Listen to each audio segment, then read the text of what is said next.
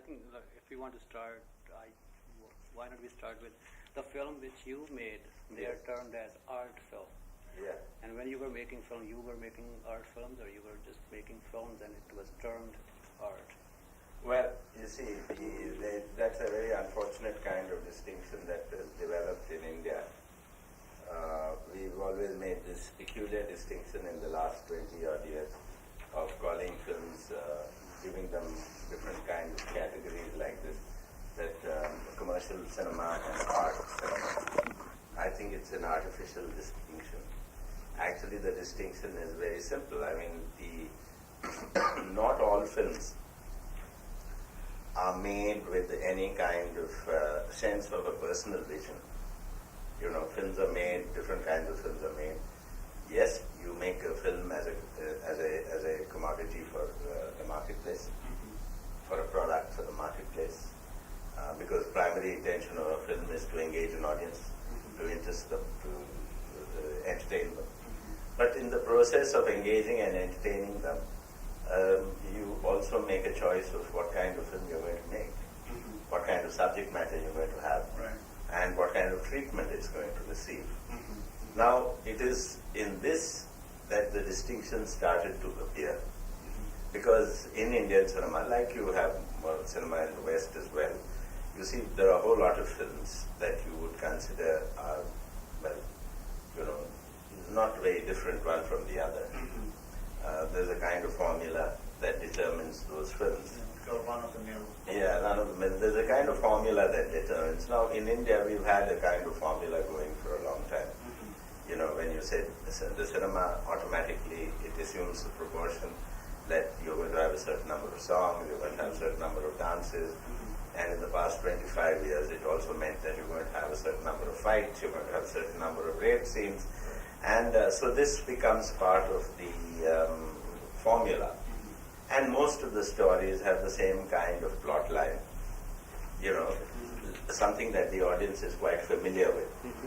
And within that familiarity, you expect to engage them and entertain them. Now, when you decide that this is not the kind of film you want to make, that you must make a film which also expresses in some ways your sensibility, your artistic vision,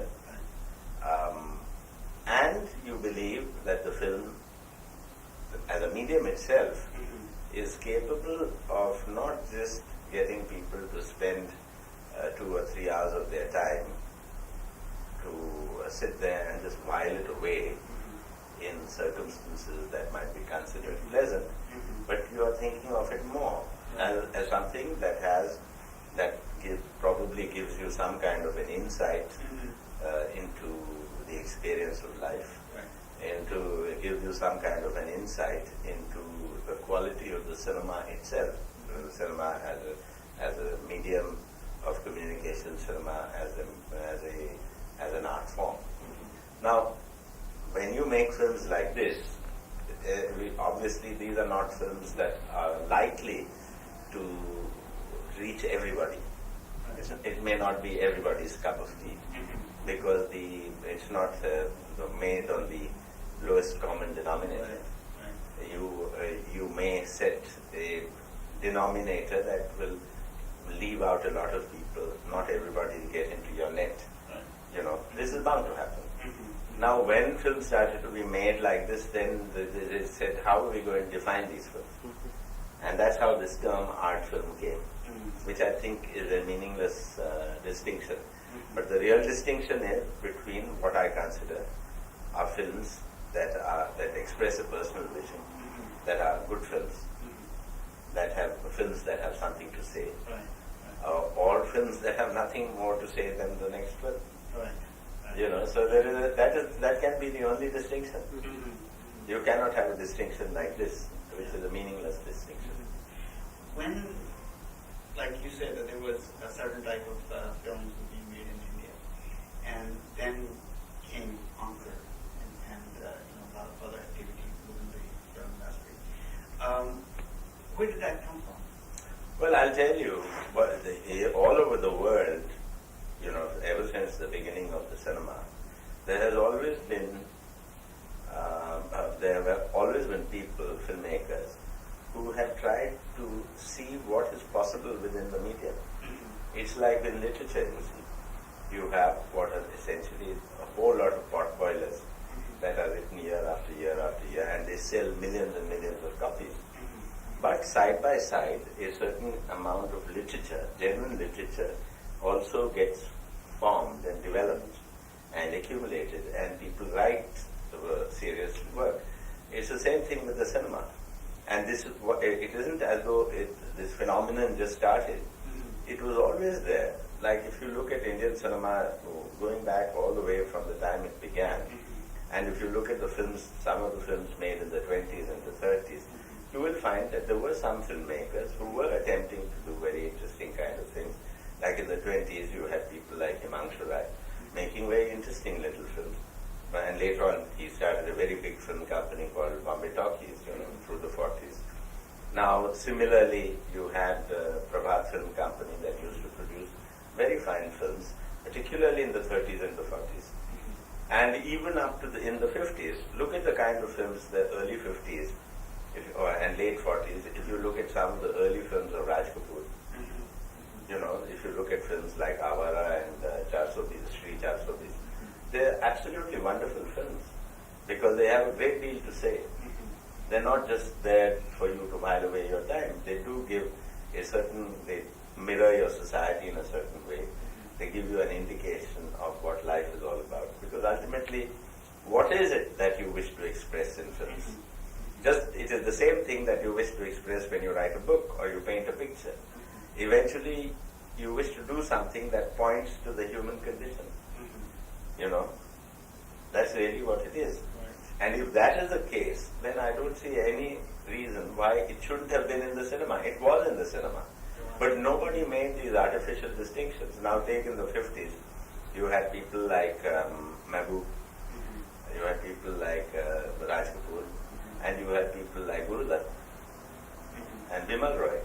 Now they too made very interesting films, but at that time nobody said that this man is making an art film. But this distinction started later. Because you see, on one side, I do feel that there has been a certain kind of deterioration in the content of the Indian cinema, over a period of time. And this deterioration of this content has been directly in proportion to the rise in the audiences. You see, as the audiences started to grow, for some reason the quality of the film started to drop. And the cinema in the 30s, 40s and so on was essentially an urban phenomenon. People living in urban areas used to be the most avid film goers. And therefore, you might say that film necessarily started to represent or meet with the aspirations of the Indian middle classes. But when it started to extend, when cities started to become much larger than they ever were, there was a great influx into the cities, particularly soon after independence, and this influx keeps growing. And then you start to have the people of the city, which is much more mixed up than they ever used to be. And consequently, you have other kinds of social phenomena that are taking place. And one of them is that your audience, the breakup of the audience that goes to see the film starts to shift. And that's what has happened. So you get more people who now watch the cinema who have no sort of background to any of the arts, other arts even. Like when you say somebody is literate and somebody has become middle class, it means that they have windows open to so many other kinds of arts. But when you don't have that open, you have only the cinema. The cinema has to do everything for you, and in terms of entertainment. Which is not true for most societies, say in Europe or America, or even Japan, because if somebody wants to go and see a dance, then they'll go to a dance performance. somebody wants to listen to music, they'll go to a concert. But for an audience of this kind, whether it is they want to watch a dance, or whether they want to listen to music, or they want to see an adventure movie or thriller or anything, they must all get it from the cinema. Which is the reason we have this kind of cinema, what we call the masala movie. You know. Now that form has created its own very serious problems, and it has tied itself and knots. And therefore you want to release that, because you find that it makes you very inexpressive. It's as though the subject and the market determines everything you're making of the film. So if that is the case, then you don't even need a filmmaker. Yeah, it can get made, you know. As it is today, like say for instance, when you see a whole lot of films, you will find that for the dances in the film, there's a choreographer who comes and he sets up the camera and everything, and and he directs the dances and so on and so forth. There is a fight master who comes and conducts the fights and also sets the camera angles for all that. So what does the director do? The director comes in only for the dialogue scenes. He's there. Yeah, so it's ridiculous. So when it becomes like that, you know, so it really is. This is, and it's a kind of crisis, you know. It's what one might call. It's a crisis of the medium itself, and the crisis of the form in today's conditions where films are being made. Therefore, I who believe that film also must have a distinct author. The filmmaker should be seen as an author of his film. And if you have to be an author of a film, you can't possibly make the kind of films that are being made. So you make a very individual, distinctive kind of films that you wish to make. So how that, when you did that, how you played to the popular film culture of India? What kind of? Well, you see, I'll tell you, when I started making feature film, that was in the I think I started making film, by the time I started making films, the condition in the Hindi cinema was like it's more or less today, you know. It seemed like everything had come to a dead end and you couldn't make films outside of the framework in which the films are being made. Which means that the formula was so strong. And if you were to make films within the framework that the film industry had set, you would just be making another sausage out of the same sausage machine. And I didn't want to do that. So naturally I had to break out of it if I had to make the kind of films I wanted to make. And so it was in the Hindi cinema. Of course in Bengali it had already happened, because Satyajit Ray started making his films in the 1950s. So when I started making in the beginning of the 70s, I had a similar problem, because with Hindi, the market is much bigger. It's scale, everything goes upscale, you know, because in Ray making films, he was making in Bengal, which is one province. And therefore, the risks that he was taking were fewer. You know, but when you have to do that in Hindi, the risks are enormous, because there's much greater cultural diversity also in which you are presenting your film. And as you know, India has so much cultural diversity that often you find that something, if you set something in one province, people in another province may not even understand what you're trying to say or do. You know. And so you have to go through all of that, go past all of those problems. So therefore the problems are enormous. But I personally feel that if you create something that is authentic, there are no cultural barriers. If the thing is authentic, if it actually engages you on the level of a human being, you know, then there are no cultural barriers. Because ultimately human beings feel and think in ways that can communicate itself through any kind of cultural barrier. You know. When you say that the film, what you create, it means more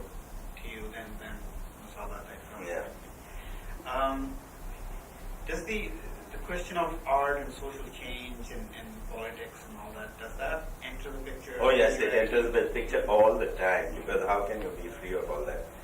Because one of the problems about the great masala movie industry is that although they do treat subjects, they do have politics entering the films and the political conditions of the country and so on and so forth, but they always treat them on a very simplistic level. You know, they treat them as white and black terms, and also as though the problems of the world or the problems of the country are created by one single villain. Eliminate him and everything will be all right. Yeah, it's the same problem. The American cinema does the same.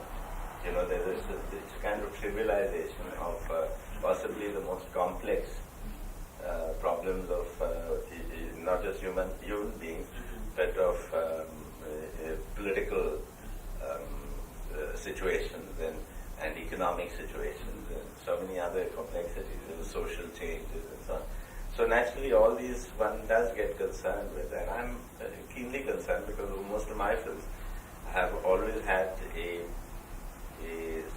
social basis for the films, you know, because those are some of the areas of my concern. I am concerned about change in our country. I am concerned about not just change in our country, but in what direction are we moving? To look at what direction are we moving, and also whether the kind of ideologies with which we constantly seem to be functioning, whether they ultimately have any true value, or is there any relevance for them, or are many of those things simply tools by which people wish to come to power and no more, you know? In the 70s, when these films came out and when you began your journey, there were certain type of films and solutions or problems posed and then suggested, solutions suggested. And has there been some change in the years and where you are now and the type of film you make now? Yes, because you see, ultimately, so many things change. The world doesn't remain the same. And there is always what one might call a slight shifting of the paradigms, you know. There is a paradigm shift in your own paradigms start to shift a little.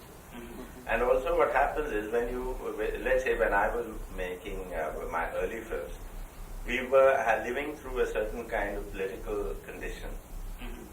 A lot of those things have changed.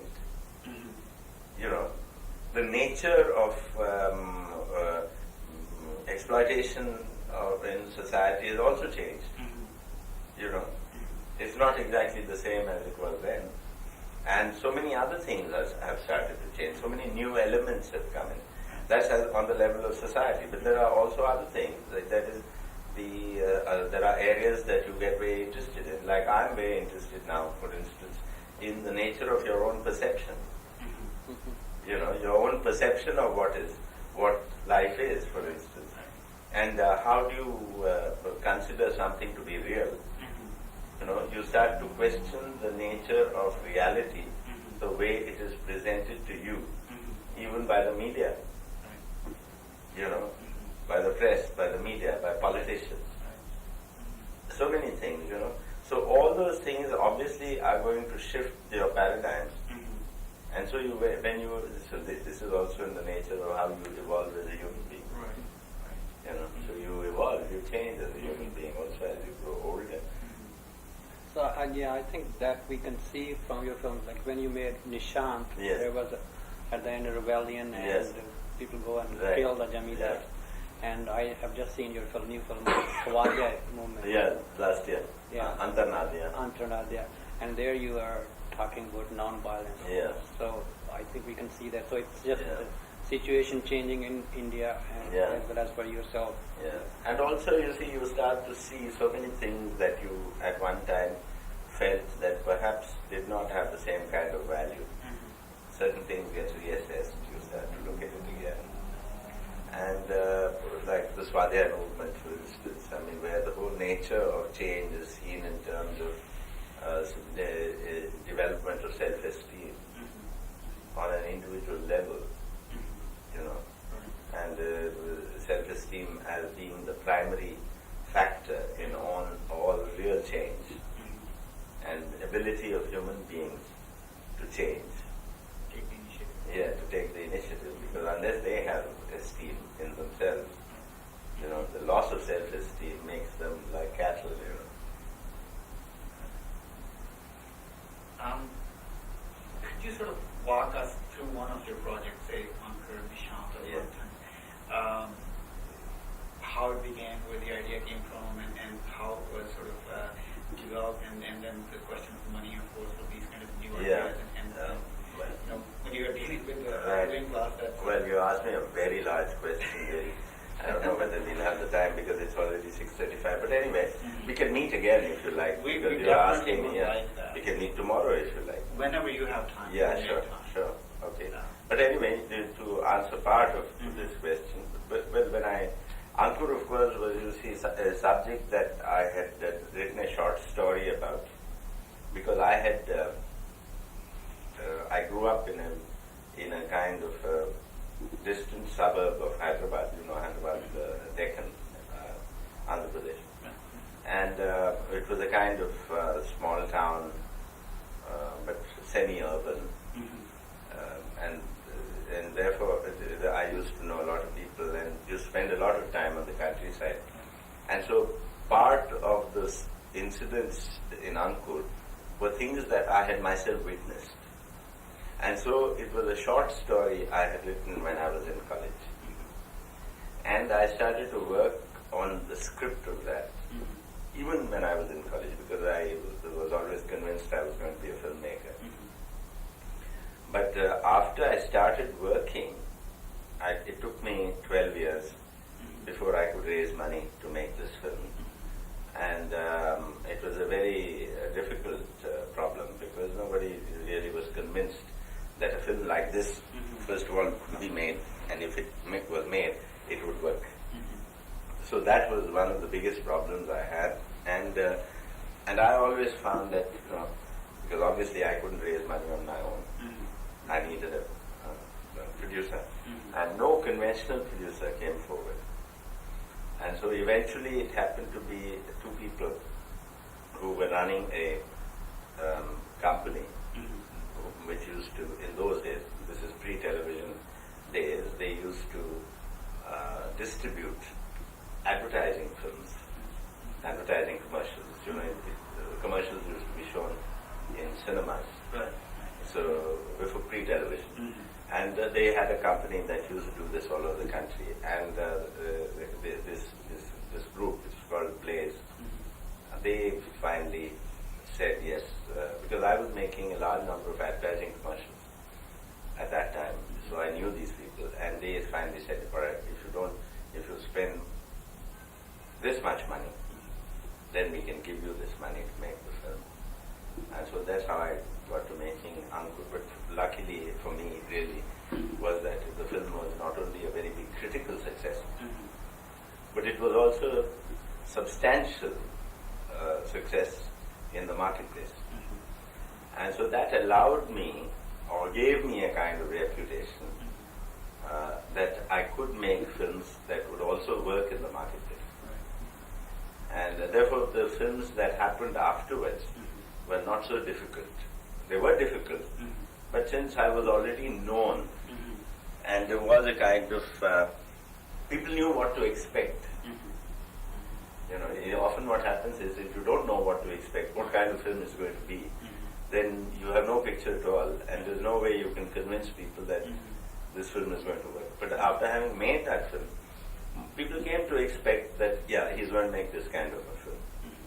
You know, at least there were some mental pictures of kind of films I was going to be making. So the films that came afterwards weren't that difficult. But they were difficult, they continue to be difficult. Today it continues to be as difficult as it was when I started making films. And even now, I mean, after all, I've made now 18 or 19 feature films. But even then, it's as difficult for me to raise money to make my next film. And it's very strange, it sounds very strange, despite the fact that except for one film of mine, which was a failure at the market, with the audiences, rest of them covered their cost and made a little profit. Despite that, it's not so easy for me to just decide I'm going to make this film, even now. But then that's bound to happen, you see. It's not something unusual or new for me. So I'm used to it, and I continue to be doing it without. Doesn't worry me too much. It doesn't weigh me down, or I'm stuck with anxiety feelings. I have none of that because I know that somehow I'll manage to make it. So I continue to make films that I want to make, and the greatest satisfaction has been that I have always made the film that I wanted to make. I've never made a film that I did it because, well, there was nothing else I could do, and it was never like that, and it certainly wasn't like I went around manufacturing films. They were sort of great. Yeah, well, obviously because I wanted to make them, and there were subjects that interested me a great deal, and I continue to make films like that even today. Well, if somebody is going to meet Yes, us, then yes, yeah, we'll meet up again. But I'll tell you what we could do.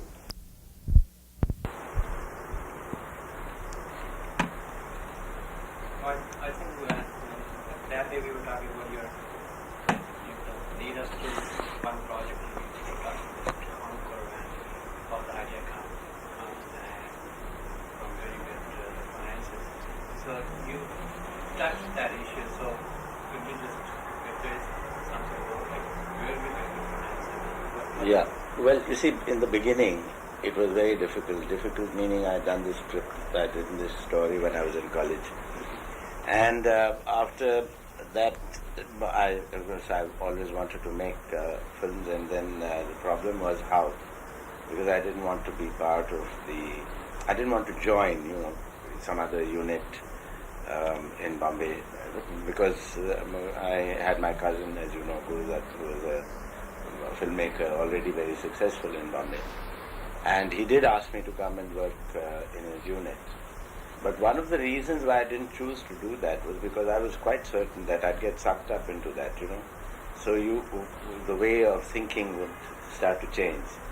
And not only be influenced, but be manipulated very strongly, because when you confront a very big and a powerful industry, and you function as an individual, it's very difficult to keep your own ideas, to retain your own ideas, particularly early in life. So it was so I didn't choose to join, because if I did, then I knew that eventually I'd probably do mimetic work, the work that would merely imitate what everybody else has been doing.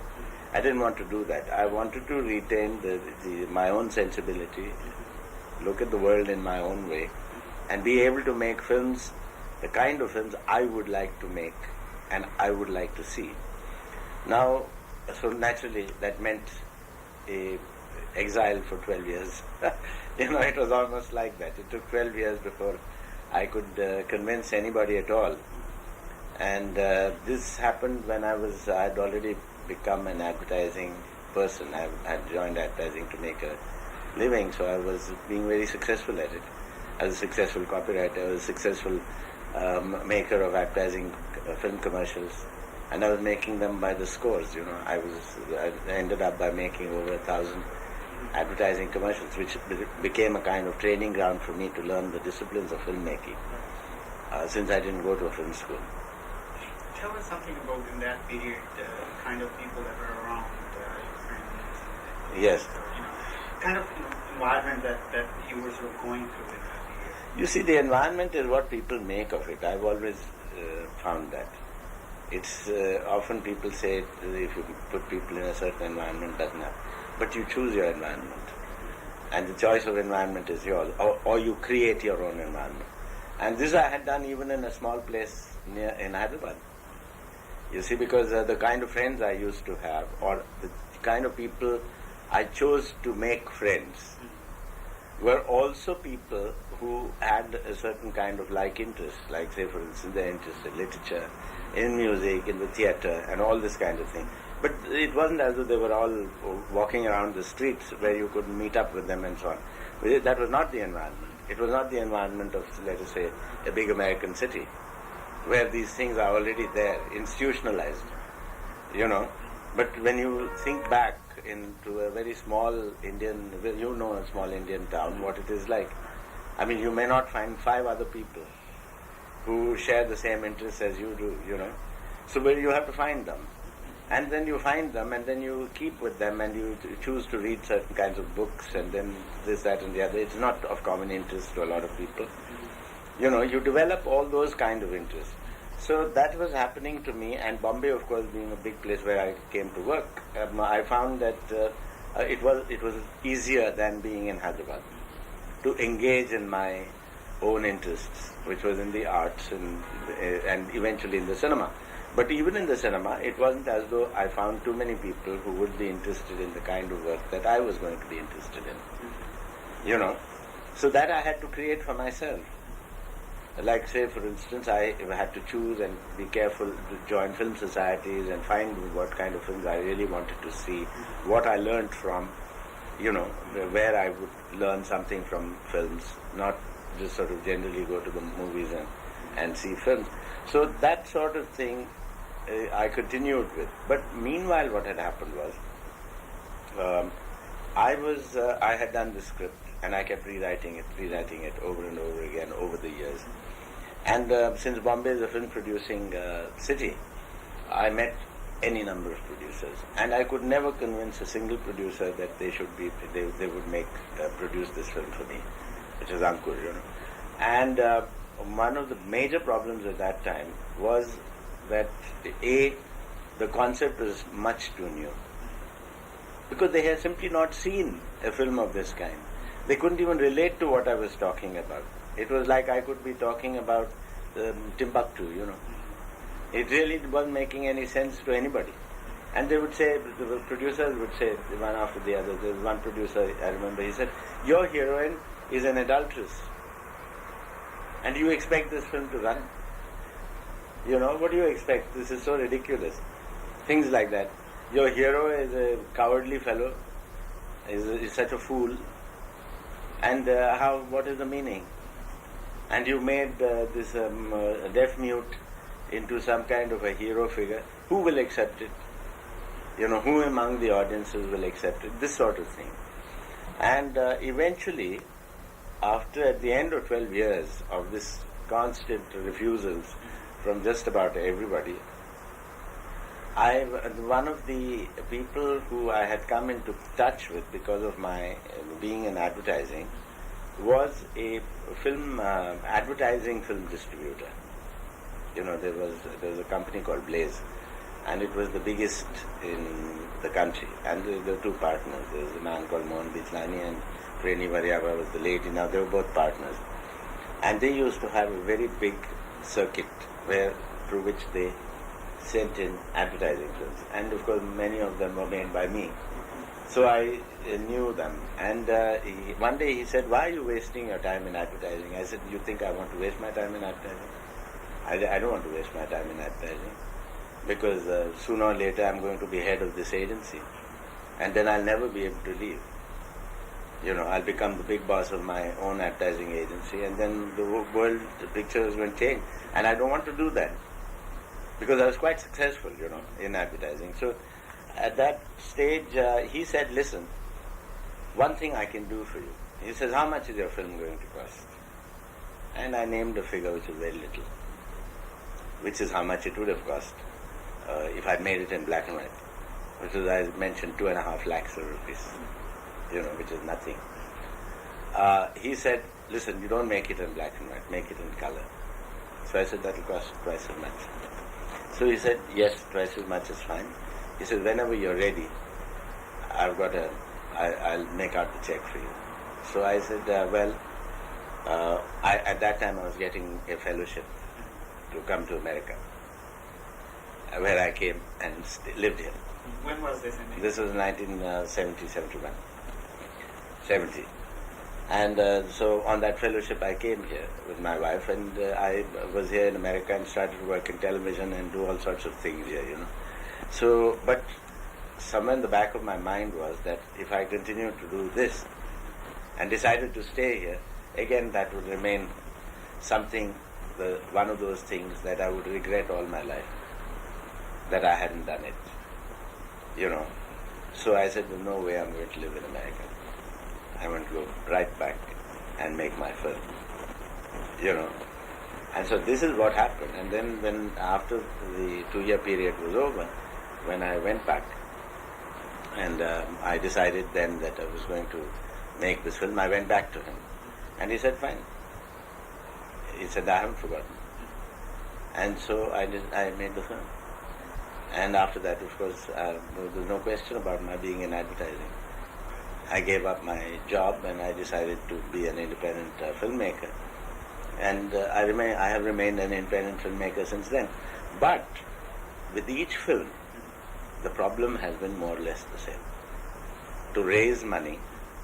Mind you, and my record is not too bad in the sense that I have not made too many unsuccessful films. Films have worked in the marketplace. People have enjoyed watching them. But it hasn't been such a big market. I have not broken box office records in any way. But they have always paid back to the person who's invested money. It has paid back. It has also earned them a tidy profit, but not something major. But those are not the ambitions of people who put money into films. The ambition of people to put money into films is to earn maybe 10 times, 100 times more than what they put in. So when you are confronted with a world like that, it's very difficult. Because mine is like, I'd say, somebody starts a small-scale industry. He wants to break even and then make a little profit, and then he goes on from there. Now, that's my appeal to the producers is on that level. It's not on the thing that somebody is going to put 1 crore rupees in my film and it's going to make 10 crores of rupees. That I can never promise, because those are not the kind of films I make. You see, so that is how, from Ankur onward. But fortunately for me, because Ankur happened to be not only a critical success, but it was also very successful in the marketplace. It made a reasonably good profit. And therefore, and also because it won so many awards. It won over 49 awards all over the world. And because it won so many awards and so on and so forth, so I couldn't be rejected so easily. That was the advantage. Nobody could just sort of say, no, we don't, consider you at all. That they couldn't do. So after that, it was difficult, but still, I would always have to convince people that the film I want to make is a film worth making. And that is how I've made one film after another film after another film. Of course, at the end of it, I've got a large number of films, but I don't have a large amount of money. But that's not important to me. It never was. As long as I could make a decent living, be reasonably comfortable, there was no reason why I should be running after such vast sums of money. Because I have the independence to make the kind of films I want. I don't have to feel the pressures of the marketplace and the demands of the film producers to make this kind of film or that kind of film. Those pressures can be soul-destroying, as you know, because you have to fall into line. This is not an easy task to keep rejecting or resisting all these pressures. Yeah. Where does the strength come from? It's very difficult to say. I've never thought in those terms, because it's best not to. Because, it's best not to be frightened by the challenges that are placed in front of you. You should just keep your eye on the job and keep going, and face the problems as they come. Now, I don't look at the whole world and say, my God, how am I going to function in this enormous world? Because if I did that, I'd never be able to do anything. It's true, So you have to focus on, you keep your eye only on what you are intending to do. And if the problems happen, they happen. And then you can take care of them, because they're problems that you can deal with. But if you're going to take on everything, and how are you going to deal with a problem like that? So that was really one of the things, because one had to say, all right, I'm going to. What is most important to me?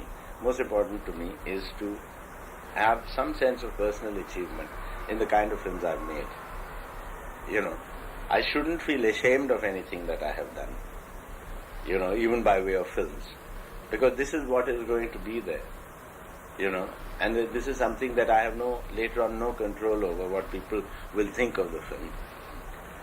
So it's a question of making the best film that I'm capable of making, which is all I have thought about, and deal with the problems in as natural a way to myself, in terms of my own predilections and attitudes.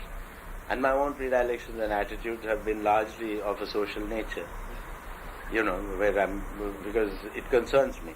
India concerns me very deeply. My country concerns me very deeply, and I'm really concerned about what happens there.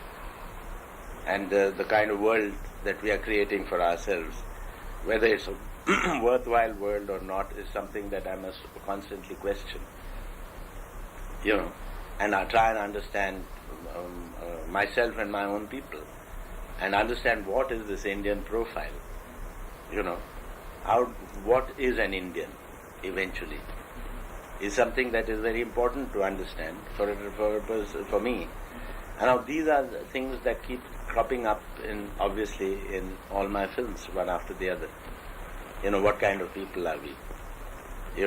What is it that when we behave in certain ways, what does it actually show, and which way are we moving in the world? Where do we want to reach? And whether it's worthwhile reaching, or having the kind of ideals we profess to have. So many such questions. And these become the subjects eventually of my films. You said your films were successful in marketplace. Yes, not unsuccessful. Let me put it that way. Yeah. Not unsuccessful. Yeah. So the audience you get who comes to watch your movies, is that the audience for which you intend your movies for? Yeah, well, since I have no control over them, but since I've been in the film business for the last, feature film business for the last 21 years, one thing I can tell you, you develop an audience. It means it's not possible for me to choose my audience. The audience that decides to choose me is the audience that I have. So when you have an audience like that, it's an interesting mix, because I find that the people who come to see my films usually happen to be the urban middle classes, the literate urban middle classes, people usually professionals, in the working people. I don't seem to appeal too much to businessmen, but I also seem to have a following in the countryside. Purely rural people also seem to enjoy my films, which a lot of people, a lot of Indian critics never believed.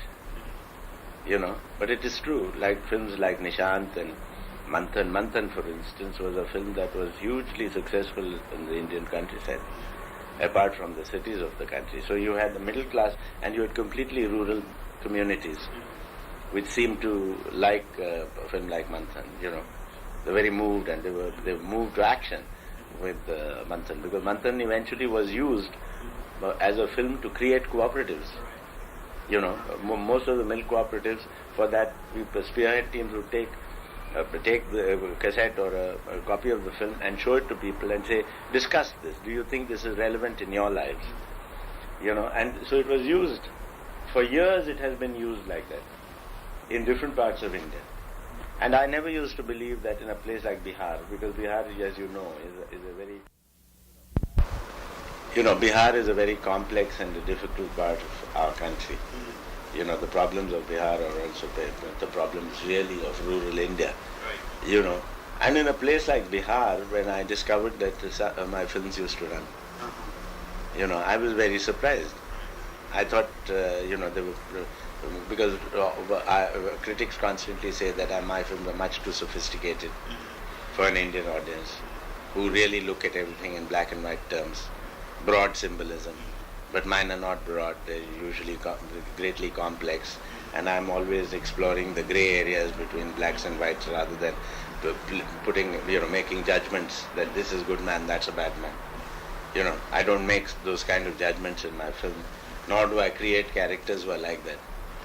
Even if there are people who are not very, on the surface do not appear to be particularly good, there's some worth, because my attitude has been normally of humanity and compassion, which is the basis, of anything that I do.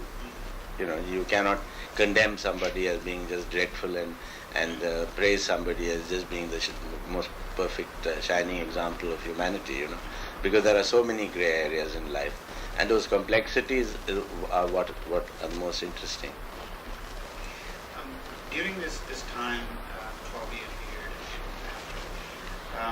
were you actually writing as well? Yes, I was. Now, Ankur was written by me. Nishant, the final draft of the script was mine. For most films, the final draft, even if I take collaborators, I take collaborators because sometimes I find, say, take for instance a person like Vijay Tendulkar or Girish Karnad. Now, they are probably the best living playwrights of our country, and they are as good as any in the world, Now, when I get them to write, I get them to write simply because certain kinds of dramatic constructions, they may be, in that particular subject, they may be better than I am. After they've done it, but since I have to make the film, eventually the final draft of the script is done by me, even if I take collaborators. So I keep writing. Sometimes I work out the structures and then give it to a writer to write, Or sometimes I discuss the structures, then they write, then I rework the structures, then give it back to them. There's a lot of comings and goings on this, because no script can be considered complete until the film is made. So often the scripts go through about 12, 15 drafts even. So many times, so many changes are constantly made. So in all that, of course, I have to keep writing. Have you published any? I have not published very much really, because a couple of my scripts have been published as books. But by and large, I'm not a writer. I don't see myself as a writer. I used to write, but that was very early on, where occasional short stories or a couple of poems. And there is a certain age at which everybody writes poems. When you're very young. So that sort of thing. But I have not. And sometimes I do some critiques, if I read a book that I like very much or something that I find very interesting, then I do a detailed book review for a newspaper in Bombay, one of the national newspapers or magazines. But that's not very much, I mean, it's very tiny. And that too, I must find time to do that. Because recently I did a couple of reviews of 2 books, in fact last month. Because I found a little time, so I did those reviews, but normally not. Do you have any connection with the stage? Only in college. I never followed it up because I'm interested. I keep watching a lot of theatre, and a lot of people in the theatre are very close friends of mine. But I myself have not done any stage productions. I used to do them. That was my learning period. When I was in college, I did produce and direct several plays. But I used to also be very good at makeup, stage makeup, particularly prosthetics, changing people's features and so on. So that I had actually studied. Yes. So those kind of things, it's good because you get to what we call mise en scène, concept of staging. A lot of these things you learn by doing a little bit of stage work. So all that I put down to my learning period. And it was important to go through all those things, but neither do I have the time nor the inclination to produce plays. You want to know the process of your filmmaking when you're actually at the set or in preparation period. What is the sort of dynamics that takes place between yourself as a director and actors and the crew? Well, you see that after a while you don't even think how it is done, because it's the patterns or the whole process becomes almost automatic. But in the beginning, if I would put it to you that when I start thinking about a particular subject, it keeps in my mind for some time. Something will spark it off. The idea of a journey, for instance, might spark off the idea of a journey in relationship to something. And then that will start to take shape and take root, and then I might write something on a piece of paper, and slowly it might become a script, and eventually develop. Then I discuss it with my collaborators and so on, and then finally, if I'm going to make a film of that, then it will become a proper script. But once the script is ready, then what I do is, once I've cast the film, then I discuss in very great detail with each one of my actors what part they're going to play, what their dramatic graph is going to be like, what their motivations are, what kind of milieu they represent, what kind of background they come from, what may have happened before we start seeing him on the screen, to him, so that I work out a detailed background for them, and I want them to think about it. And if they have something to add to it, or if they think that it's not adequate, then they are free to discuss it with me again. So we keep discussing like that with actors. And as far as the cameraman is concerned, I usually discuss with them the whole lighting style and the kind of visualization I'm seeking, the way it's going to be, whether the images are, whether I'm going to shoot it very formally, or I'm going to use a lot of movement. So in other words, I'm going to discuss with them how I will be defining space, what exact character I want for the film, how is that going to relate to the interpretation of my narrative. These things I will discuss, including details like kind of lenses we are going to use, the kind of exposures we are going to work on, and the lighting style, and all these things in fair detail with the cameraman, and then of course with the art director in terms of a set construction, colors, period, because there too I have to myself do a lot of researching, because this is not easily available in India. Like if I was working in Hollywood, I'd simply have to say, well, the period of my story is 1920s. And it's there, you see. But if I say 1920s, very few people even know, because it's not an area that is developed. So I have to research and get every material, like what kind of shirts people wore, trousers, what shoes, chappals, whatever the area of the country, character. The same thing I have to do with speech, dialect, idiom, phrases, use of phrases, phraseology, tone of voice with actors. You have to do all this. And that becomes a process. Again, you go into all that before you actually get down to shooting the film. So when you're shooting the film, there's not that much discussion, because you'll waste time. The meter's down, It's ticking away, it's costing money. You have to do all of that, much of that, before you actually start shooting the film. Yeah. When you were actually in the sort of production phase of are you in a sort of different mental frame and even physically in a sort of different kind of personal environment than in other times when you're not making a film? Well, you see, if I'm shooting a film outside of Bombay, I'm obviously in a different environment altogether. If I'm shooting in Bombay, I'm not entirely in a different environment, because I'm still at home and I'm working on the film. But that doesn't really bother me too much, because I'm not one of those people who requires a great deal of quiet and things to work.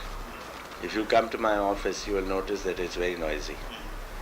The street sound, the telephone calls all the time, and I'm still working. You learn to do that. You learn to be able to concentrate, even when it's fragmented. Your time is fragmented by all these many things and different things. So it's one of those things that I remember reading when I was very young, that Napoleon in the midst of everything, he had this ability to concentrate. And he always described it as a chest of drawers. The whole world is like a chest of drawers. So when you open one drawer, you're only looking inside that. You're not looking at the other things, So you learn to do that. So to me, it doesn't really matter. It doesn't bother me. For a lot of people, they have to get away and be completely silent and insulated from the world, and they don't accept telephone calls and all that sort of thing. But then since, I suppose it varies from person to person. In my case, one of the reasons I put it down to my childhood, because I grew up in a very large family. I was one of 10 children.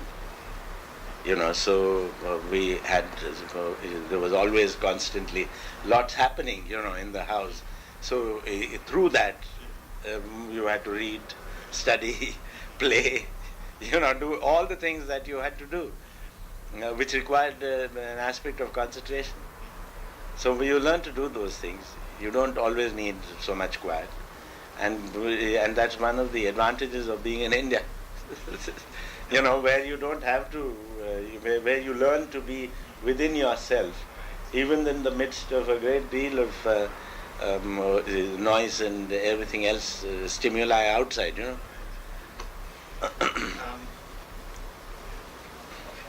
Because of the subject matter and your own personal philosophy and sort of political leanings,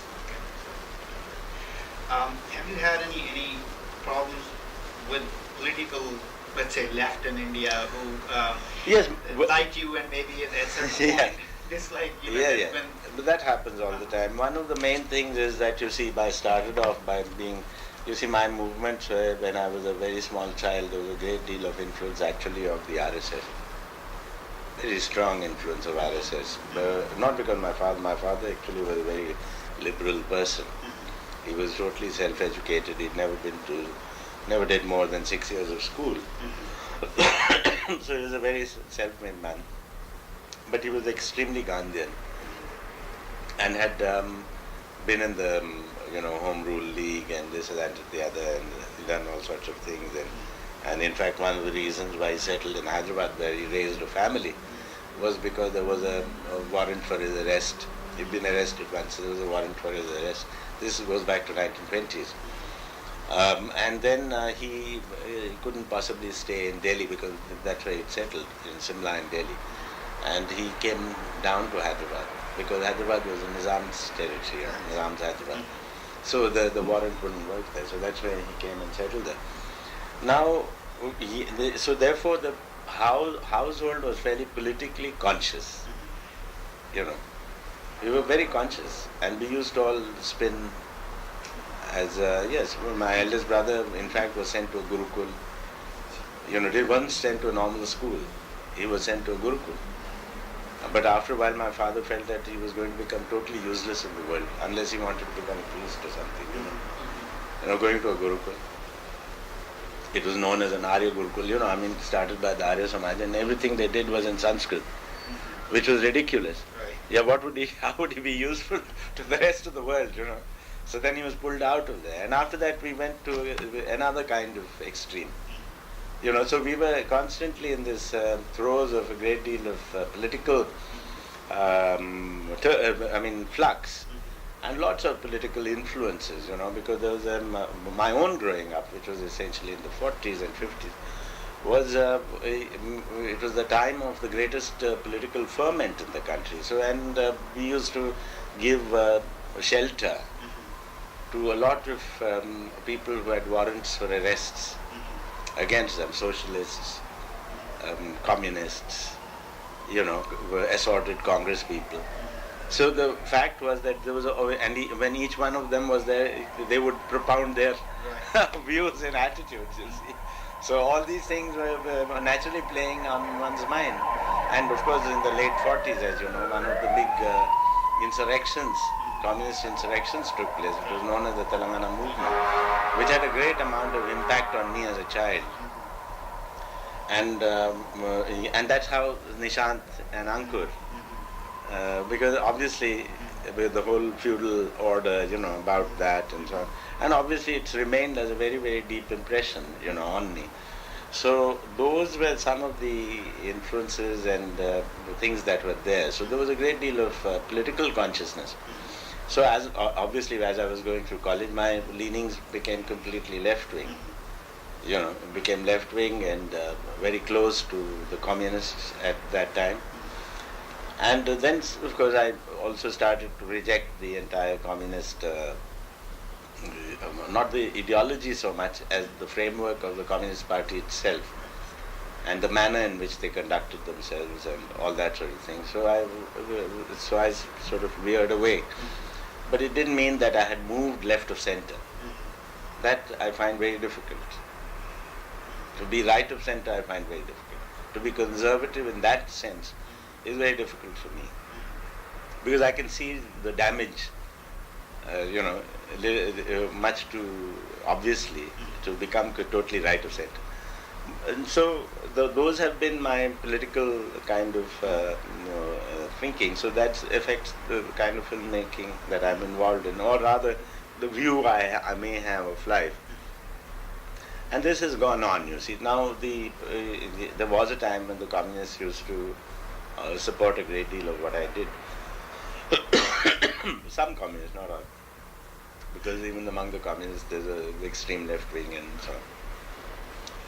But also a certain amount of left of center socialist attitudes. But I would say that over a period of time, I think people know that you don't take any kind of specific, very strong ideological position, which I don't, and I find them irrelevant. I have found them irrelevant a long time ago. But it's more in the way of how you can function and the ability that you must find for yourself of distinguishing right and wrong. What is right and what is wrong, and what is the bottom line. The bottom line, obviously, is humanity. Humanism is the bottom line, really. I mean, and therefore compassion has to be the basis of human relationships. Cannot be any other. Hatred cannot really do that, even if you say it's class war or whatever, And so it doesn't, to me, that it's become a process of evolution into that kind of position. So there have been, yes, I've had a couple of films that were banned, different times when I made them, but not that much of a problem. I've had all kinds of silly problems with the censors, like Bhumika, when I made Bhumika and they gave it an adult certificate. And in India, censors, when you give an adult certificate, it's usually for very prurient sex suggestion and all that sort of thing. And it was so silly to give Bhumika an adult certificate, because the censor board said, no, it's actually a kind of compliment to you, because you have made probably the only truly adult film in the country. Meaning, that it is meant for adults, but the way the censor board works, it's a meaningless thing to get an adult certificate, because Bhumika wouldn't attract children in any case. But when you put an A on in your advertising, then it means that only males will go and see the film. Women will be left at home, while the film is actually meant more for women and men together rather than just for men. As an Indian artist, do you have a vision for India? Well, it's difficult to say. I'm not a seer, so I don't have a very clear view on this. But what I do feel is that, truly speaking, I feel that the person whose vision applies most validly to India continues to be Gandhi. Because Gandhi could see the relationship, the economics of our country, the politics of our country, the cultural attitudes in which we live. And I think his continues to have the most relevance even in terms of development, most relevance. Given the nature of the complexity of the problems that the country has, and this vast diversity and fragmentation of our society, given all those problems, given the limited resources that we possess, Gandhi seems to continue to have relevance, although we have put him on the back burner and forgotten about him, which is what we have done. But the truth of the matter is that he has more relevance than anybody else. And all the present-day politics is really hurtling into a situation which, for the largest population group in the country, means to neglect them or to forget them. Whatever we do, because that is how it is happening, unfortunately. Because the whole trickle-down theory, which is fine for America, can't really work for a country like India, unless it is balanced with so many other factors. Because you cannot develop, or you cannot only think that the key to development cannot only be greed. That is, the motivating factor cannot only be greed, because that's what it is. Because when you talk about the development of the West, it's based on that, on high consumption, on becoming wealthier, because that is seen as the strongest motivating force for a human being. But I do believe that it's not necessarily so, and cannot be so, for a country like India. The recent development in the sort of political scene in India, where you have sort of rise in fundamental religion beliefs, how does that affect an artist like you? Oh, it affects us very deeply. It affects me very deeply, because I'm very, very worried and anxious about the rise of fundamentalist forces. I'm not so worried about the rise of fundamentalism with small groups of people. I'm not too worried about, say, Muslim fundamentalism in India. I'm not too worried about the problems of other kinds of fundamentalism, like Khalistan, people who wish to promote Khalistan. I'm not too worried about those aspects, because those are also responses, But responses of a certain kind, they're probably not fully articulated. They are inarticulate responses that seem to find a focus in only fundamentalist responses. But eventually I know that these will settle down, because you have to find your place. Because the problem really is that when you get sucked into the whole so-called compelling developmental process, your insecurities are very great, and then you create a fallback situation, and or you fall back into fundamentalism. How else are you going to deal with the world? Now, those kind of things.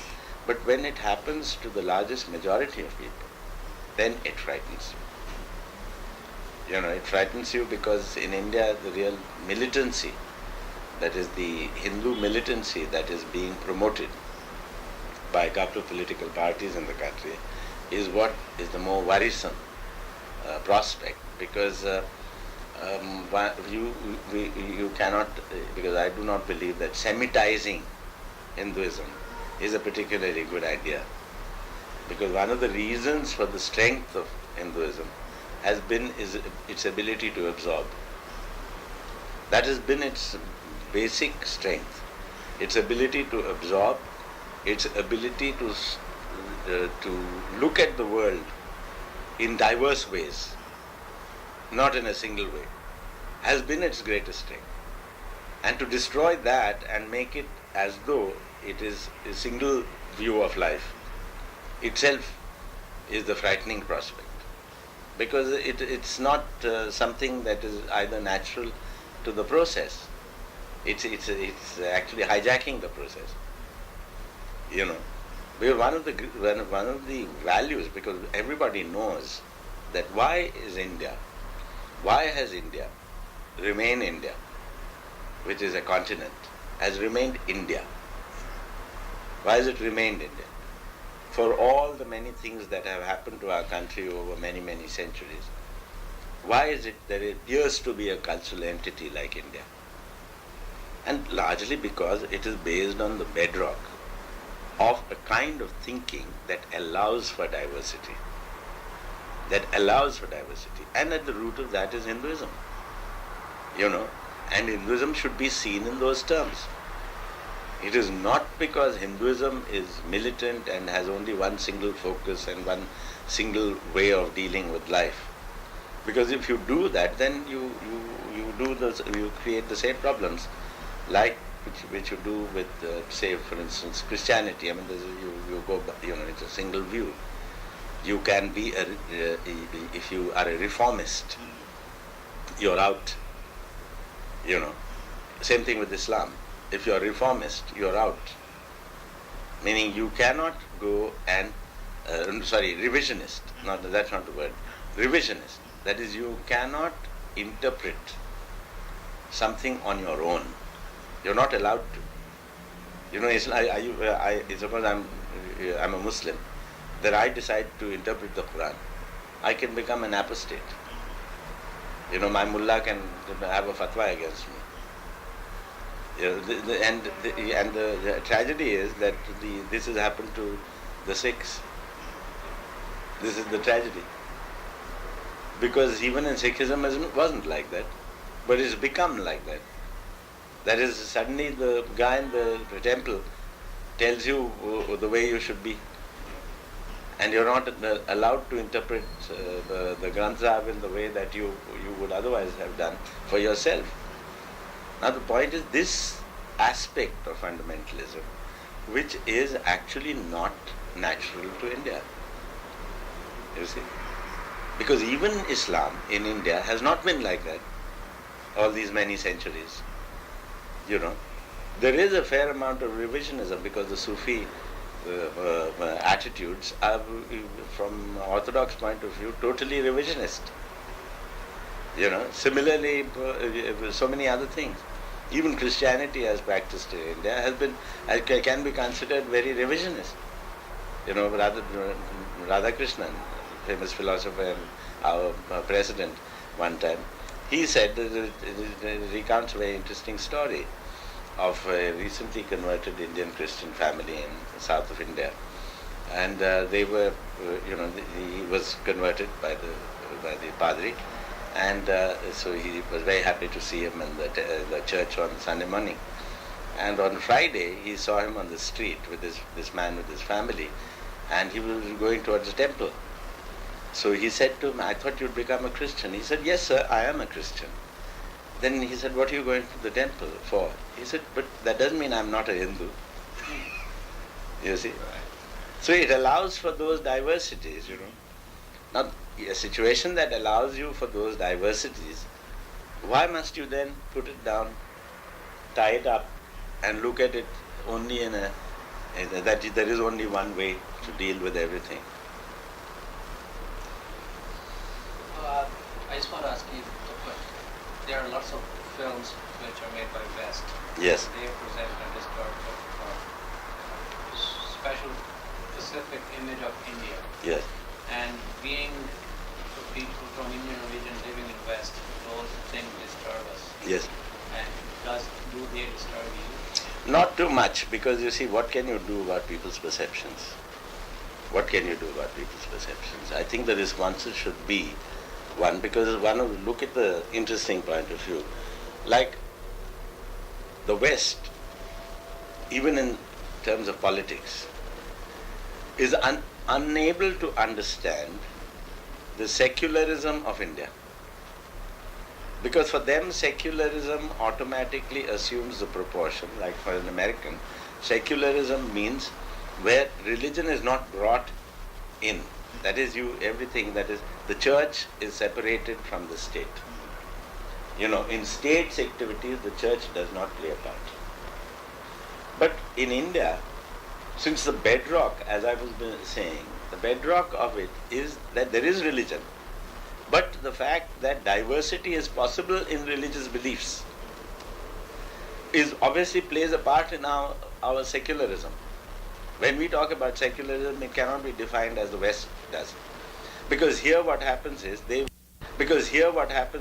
will either define everything in simple ethnic terms. Say you're a black, you're a white, or now it is, this guy is Islamic, as against us, So that is Islamic automatically means enemy. So this is this kind of division. And similarly, so between Hindus and Muslims of India, they've always made that difference. They always say Muslim Pakistan and Hindu India. That is the basis of thinking. But it's silly to say Hindu India and Muslim Pakistan. You can say yes, Muslim Pakistan, but you cannot say Hindu India. Because India is not just Hindu. And not just Hindu in the way a Christian looks at Christianity or a Muslim looks at Islam. It is different. That's very difficult to understand. And therefore the world to them is cut out in much simpler terms than it is for us.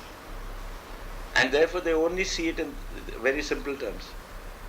They don't see the multiple layers of Indian, and it always confuses people.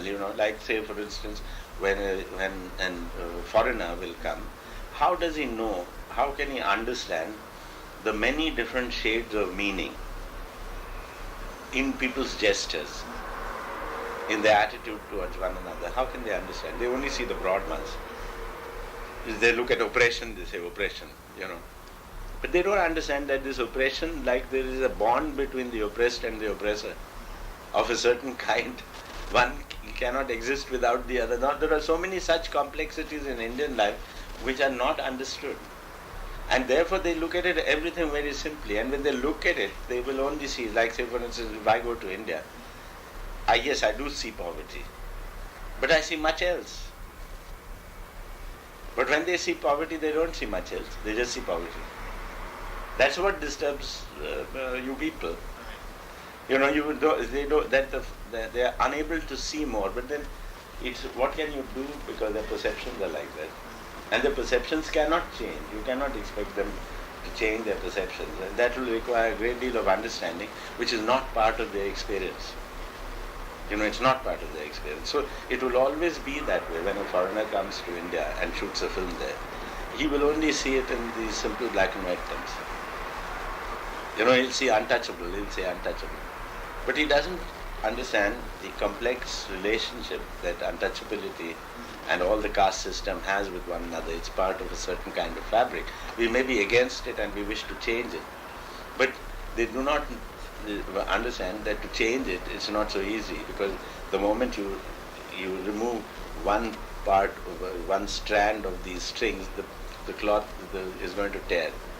It's going to disappear. So if you're going to tear it, then how you're going to reconstruct it is also a very important problem for us. But it's not so important for them. They only see it in these simple terms, More sort of personal note. In the West, most people know Satyajit Ray as a great filmmaker. And a lot of Indians know that there are other filmmakers. Yes. There's Shyam Benegal, there are many others. What is the reason for that? How come your name is not known in the West? Well, because you see, Satyajit Ray was the very first one. And he was there 20 years before anyone, and one of us was there.